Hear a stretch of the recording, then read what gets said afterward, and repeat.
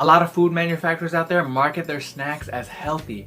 However, it's up to you to look at the back of the ingredients listing so that you could determine whether it's healthy or not. So first thing you want to look for is to never look at the front of the packaging, because that's all marketing and that's all hype.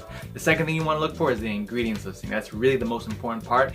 And one ingredient that you're looking for is for polyunsaturated fatty acids, otherwise known as PUFAs. So examples of PUFAs are canola oil, soybean oil, cottonseed oil, corn oil, just to name a few.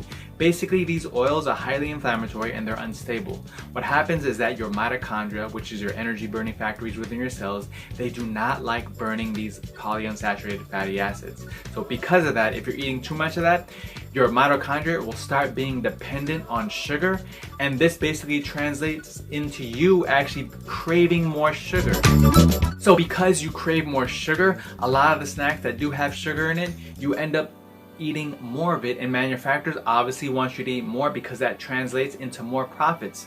Some of these manufacturers, they don't care about their health, even though they're saying on the front of the packaging that it's healthy. So to quickly summarize, avoid those polyunsaturated fatty acids like canola oil, vegetable oil, soybean oil, cottonseed oil, corn oil, just to name a few. Again, my name is Brandon Drake, and I'm a functional nutrition coach at heartfulfoods.com, and I'm continually and passionately spreading that wealth of health so that people could continually improve their health and wellness on a daily basis. Thank you very much. Peace.